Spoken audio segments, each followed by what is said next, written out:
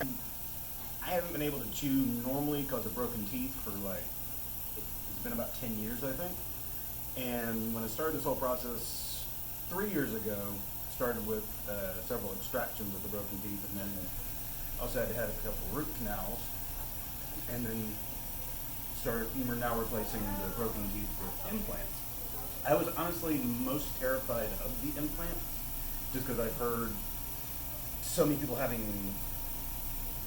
heard horror stories, not actually experienced them, any of those kind of things myself.